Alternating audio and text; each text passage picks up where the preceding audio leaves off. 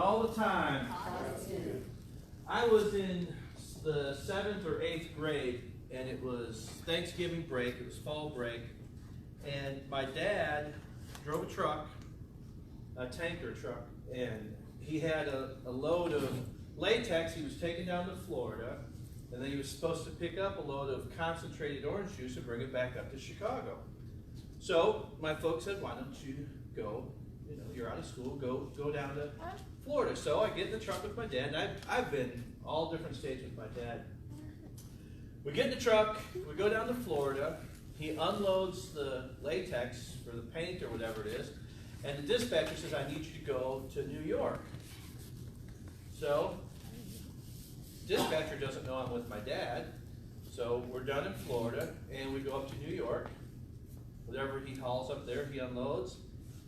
Dispatcher says, hey, I need you to go to California. I'm with my dad, right? So we go to California, and the end of this story is I'm out of school for a month now. And my dad says, don't worry about it. This is like a field trip, and you're going to learn more with me than you would in any school, right? So the superintendent of the school called my parents' house and said, look, you've got to get that boy back in school. This is against the law. You can't just keep someone out that long. I say all that to ask you, what's the longest road trip you've ever been on? That was probably the longest duration of a road trip for me. What's the longest road trip you've ever been on? Huh? A day. How far did you go? Florida to Tennessee. Florida to Tennessee? Okay. Florida to Louisiana. Florida to Louisiana. That's really not far when you look at the map. California to Tennessee. California to Tennessee? California, Tennessee. Drove from Before California. I turned, he bought a car and drove it on. Oh, that Cadillac. I heard that story. That old Cadillac, no. Yeah, that's a great story. Because it didn't have coolant in it. It just had straight water. It Started on that desert and it started overheating. Yeah. Yes, and So how many miles would that be about, you think? we were in Sacramento, went through Flagstaff and all that, and it was, no, I don't know. It was a road trip, it was fun. I got curious reading the story about the Ethiopian eunuch. An eunuch is a man who's castrated, if you don't know. If you hear that term eunuch, what does that mean? In ancient days, it was a common practice to castrate male servants so that they wouldn't prey on the women in whatever courts or house that they were working in. So this guy is castrated. So I got curious. So I Google mapped the trip from Jerusalem to Ethiopia. 82-hour car drive if you didn't stop. And for some reason, it gave it to me in metric, so I had to do the conversion. It's 2,600 miles one way. 2,600 miles in a car that's 82 hours. If you were to go in a chariot and say you travel 20 to 30 miles a day, one way, that's 173 days. So round trip, it's over 5,000 miles for this eunuch to travel from Ethiopia up to Jerusalem and back down. 6 months. That's an awful long trip. Well, hold on, before I finish that thought. I want you to imagine for a moment that someone you're close to, a spouse, a cousin, a friend, says, hey, let's jump in the car. You said you all came through Flagstaff. Not far from Flagstaff is one of the most beautiful federal parks in all of America. The Grand Canyon, that's where we went. Canyons, right? It's right. In fact, you can almost see the mountains of Flagstaff when you come out of it. I want you to imagine someone got you in the car. You drove here from East Tennessee. By the way, we are closer to Canada than we are Memphis, right? If you put a compass in the map. Imagine you drove from here all the way to Arizona, and you got in the parking lot, but you never went and saw the Grand Canyon. That Ethiopian eunuch made a long trip just to be on the outside looking in. Do you realize that A, he's a foreigner, so he can't get close at the temple in Jerusalem, and B, he's castrated. So the religious custom of the day meant he can't get to the inner circle. The Old Testament temple had 3 courtyards. So inside the temple is what's called the Holy of Holies, and only the high priest could go in there one day out of the year. You'll see it on your calendar in the fall. Yom Kippur, that's Jewish, that's Hebrew for Day Yom Kippur, atonement. It's the Day of Atonement. And it's the one day out of the year that the high priest, and only the high priest, could go in there, and he would sprinkle blood on the Holy of Holies and atone for the sins of all the people. Only one person got to go in there. Then you've got the temple proper, and then you've got these courtyards. And so Jewish men, Jewish women, foreigners. This guy makes a 6-month round trip just to be on the outside looking in. It'd be like if you were a kid and your folks drove you to Disney World and got in the parking lot and didn't take you in. And by the way, that's what happened to me on that trip down to Florida. My dad said, let's go to Disney. We pulled the parking lot. He said they were going to close. I don't think he had the cash on him. I have no idea now. Right? Imagine that. There you are. And you can see the castle. Oh, but you're not going in. I'm over it now. Don't worry. You know, Bibles, you know what the word Bible really means? It's just the Greek word for a book. Bible's not a religious word at all. It's just the Greek word for book. You think of Bible and you think of something like this. Ethiopian Eunuch. Bibles back then were not bound in a book form. Bibles back then were rolled up on a scroll. Isaiah is how many chapters? 66. So I want you to imagine this guy is bouncing along in a chariot. He doesn't have a book. He doesn't have a smartphone, so he doesn't have a Bible app. And he's got this scroll that he's trying to roll out and read. Imagine how difficult that would be. And so Philip, told, by the angel of the Lord to head on over there, jogging alongside him. This guy's trying to read, and he's bouncing along. And think of how inconvenient it is for us to try to read our Bibles. Well, I don't have time. Don't know what Bible is, whatever. But here's this guy reading his Bible, and he runs upside. And this guy, he hungers for God. I don't want you to forget that through the whole story. 6-month round trip in a chariot, over 5,000 mile round trip. And he has to be on the outside looking in because he's a castrated father. Can't get close. But he's hungering for God.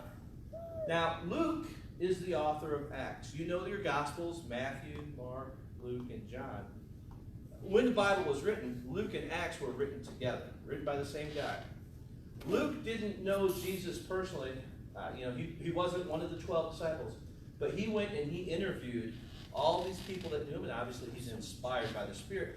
And in the middle of the book of Acts, he puts this story about Philip and the Ethiopian eunuch. And there are several points in this story that I think are valuable for our spiritual growth and maturity. One of the interesting points is this idea of listening to God, listening to the angel, listening to the Spirit. So look at verse 26 and 29. An angel of the Lord said to Philip, rise and go south to the road that goes from Jerusalem to Gaza. It's a desert place.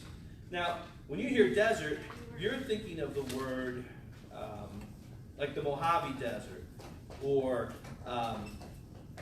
Death Valley or something like that. Yes, there are patches like that on the road, but desert really just means a deserted area. But anyway, so Philip is listening, and then, what was the other verse? Verse 29. And the Spirit said to Philip, go over and join this chariot. Being open to the Spirit, being willing to listen to the Spirit of God. You say, but God doesn't always talk audibly, or I don't always hear God's voice clear. I can think of 2 or 3 times where I know I audibly heard God telling me to do something. One is when, and I don't want to go into the whole story, but we're coming home from church, and I used to ride bikes with Frank Hoffman, and we come home, and under our carport, this is when we lived in Illinois, someone's circling around on the bike, and Tammy says, oh, you and Frank going for a ride? Is he over at the house? I said, I guess we are. I don't know. We pull up, And I had a brand new bicycle, and some guy was stealing it. And when we pulled up in the minivan, he takes off on the bike. And so I did what every normal American would do. I threw the minivan in park, and I chased him down, and I tackled him. And I was over him. I was getting ready to just let him have it. I was done preaching for the morning, so it was okay. I was off the clock, Rodney. Stop judging me. I can tell you're judging me, right? I was ready to let him have it, and I heard the Spirit say, don't hurt him, help him. Just as clear as if one of you were talking. So I took him in. Tammy made him lunch. I said, obviously you need the bicycle more than I do. Gave him the bicycle, and the church helped him get some Christmas presents for his family. It was a crazy thing, but I heard the Spirit say, don't hurt him. So the Spirit may not always speak audibly to you, but I do believe God will bring the Scripture to your mind. I do believe God will nudge us. So the important thing for our spiritual development is be willing to listen. Also, something in this story that I think is very vital for our spiritual maturity is the willingness to get help. Understanding Scripture, understanding life, what have you, the understanding from other people. So Philip runs over there in verse 30. He hears him reading Isaiah the prophet. He says, do you understand what you're reading? And he said, how can I? Verse 31, how can I unless someone guides me? And he invited Philip to come up and sit with him. So there are times in life where things are beyond what we understand. There are times in life where we face challenges that are greater than maybe what we're capable of handling. And what do we normally do as Americans? I got this. I'm independent. I don't want any help. I'm embarrassed because it's a sign of what? Weakness. And I don't want to appear weak. Right? Scripture, I think, backs up this idea. It's foolish. It's foolish to be worried about appearing weak. But we need to seek out help. So something else that really jumps out also is the value of questions. Both for Philip as the evangelist and for the eunuch. Philip comes up to him, he's reading Isaiah the prophet, says, do you understand what you're reading? Philip could have said, you don't have a clue of what you're reading, and I can tell you why. That's a great approach. That'll bring people in. You're so biblically illiterate, you're so stupid, you're so ignorant. Let me straighten you out. No, he says, do you understand what you're reading? Well, how can I? Unless someone guides me. So, for both Philip, who is trying to evangelize, and the eunuch, who is trying to learn more, the guy is hungry for God. Remember, he's on a 6-month round trip. He's on this pilgrimage. He's on this voyage of a lifetime. This value of asking questions, which kind of calls for humility on the Ethiopian's part. How can I unless someone helps me? And then respect on Philip's part. Do you understand? He's given him some dignity. He's given him some benefit of the doubt. Something else in this passage that is easily overlooked by us, but is absolutely vital, and that's the value of the Old Testament, especially in teaching people about Jesus. It's hard to sit down and read through the Bible. We get distracted. We want to be entertained. It seems out of date. It seems boring or whatever. It's hard to understand. X, Y, and Z. We have all these excuses why we don't read the Scripture. But one thing is for sure, if we're reading the Bible, unless it's Rodney's psalm reading on Sunday morning, most of us neglect the Old Testament. Well, we're under the New Testament era. That doesn't apply to us anymore. It's all these old stories, and I don't understand, and da-da-da-da-da. How does Philip communicate the good news of Jesus to this guy in a time frame when the New Testament doesn't even exist yet? The Gospels haven't been written yet. The epistles haven't been written yet. The book of Revelation isn't going to be written for another 40 years. He uses the Old Testament. Now, 2 Timothy chapter 3, Paul will talk to Timothy and he'll say, when you were young, you were associated with the sacred scriptures. Well, let me just turn over there. 2 Timothy chapter 3, Paul tells the young preacher Timothy, As for you, verse 14, continue in what you've learned and firmly believe, knowing from whom you learned, and how from childhood you've been acquainted with the sacred writings. Listen, he's talking about the Old Testament. He says, which are able to make you wise for salvation through faith in Jesus Christ. All Scripture is breathed out by God. That's that Greek word theopneumatos, God breathed. And profitable for teaching, reproof, correction, training in righteousness, that the man of God may be competent, equipped for every good work. Paul is talking about the Old Testament. So, Philip's reading Isaiah chapter 53. And what is the significance of that passage? Isaiah 53. What is the significance of that when it comes to Jesus Christ? Isaiah 53 is one of the clearest predictions of what's going to happen to Jesus. You should go home and read over that tonight. It talks about how he is silent. It talks about how he's pierced for our transgression. It talks about how he dies. It's a clear prophecy of the Messiah, of what he is going to suffer through. And so Philip starts right there in that passage, and according to Luke, who's the author of Acts, he preaches to him the good news of Jesus. That when you follow Jesus, you keep all these rules and you never have fun anymore, and you get to have a pout on your face and you get to judge everyone you come in contact with. Wait, that's not the good news of Jesus at all. But he takes that passage and he preaches to him about the good news of Jesus. And what's the next thing the story tells us? They're traveling along and the eunuch says, I don't want to hear what you have to say. Get out. No. Somehow in the preaching of Jesus, Philip communicates, you've got to be immersed to follow Jesus. Remember, this guy's made a 6-month round trip. He's obviously hungry for the Lord. He loves the God, but there's something missing in his relationship with God. Philip preaches to him the good news of Jesus. And verse 35, he begins with that very passage. He tells them the good news. And as they travel along the road, they passed a McDonald's. As they traveled along the road, they came to some water. And the eunuch said, look, here is water. What prevents me? What can stand in the way? Me. I'm a foreigner and I'm a eunuch. I went to Jerusalem, but I couldn't get into the closest part of the temple. I had to be on the outside looking in. What prevents me, an outcast,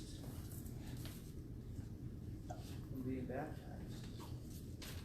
And Philip said, well, I've got a slideshow I'm going to show you for 12 weeks, and if you pass the questions right, Philip says if you read the right translation of the Bible, Philip says if you go to the right church with the right name over it,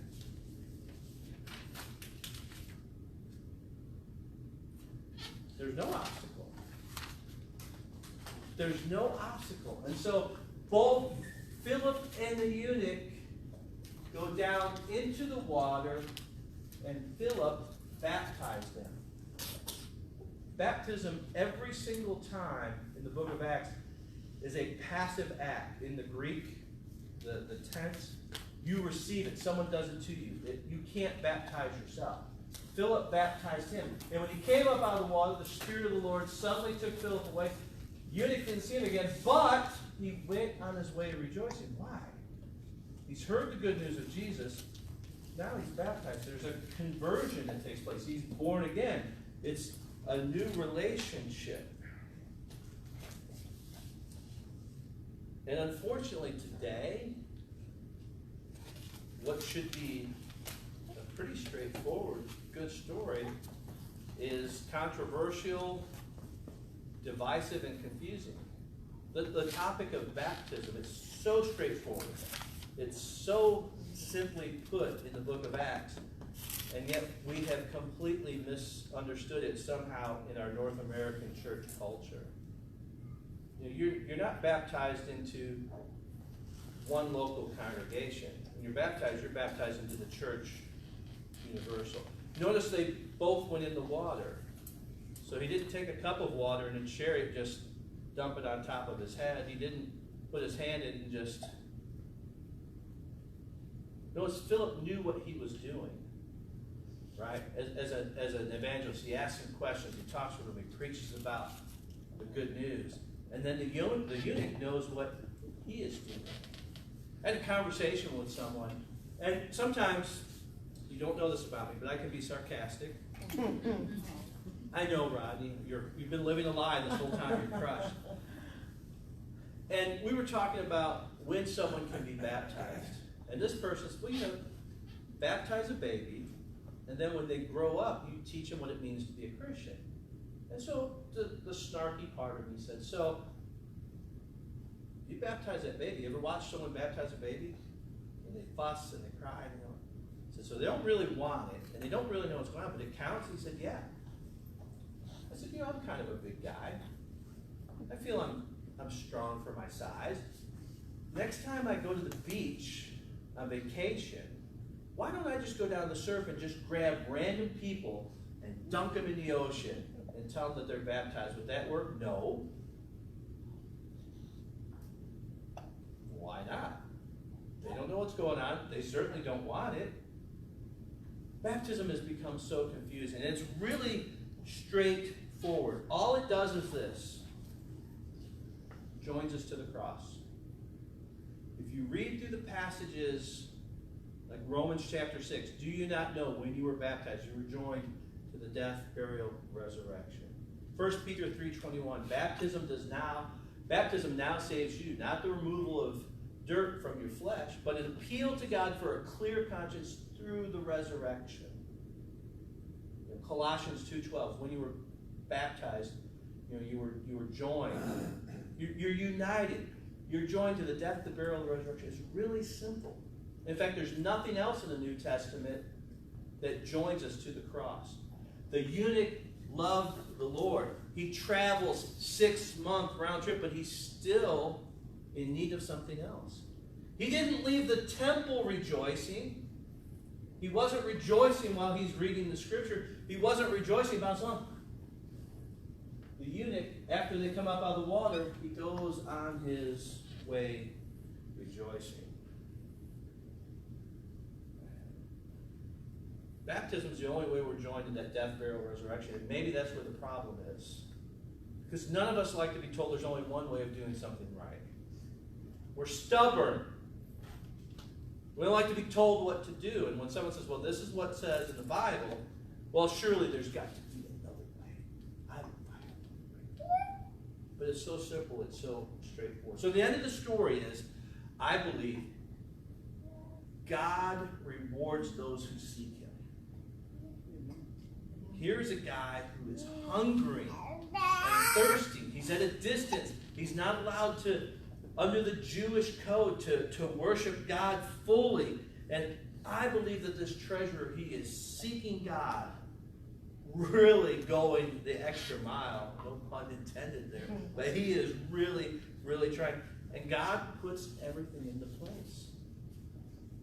Angel of the Lord tells Philip, go down to this road. He orchestrates this. He makes these events happen because this guy is seeking. And I believe God does the same thing today. I believe people who feel they are far away, like that eunuch, what prevents me, a foreigner, a eunuch? Why can't I get to know God? I believe that those who feel far away, He brings the seeker closer, right into His presence, so they are outcasts no longer. Oh, by the way, if you have any questions about the topic after church, I'd be happy to talk about it. If anyone who has questions about how that whole baptism thing works, just let me know.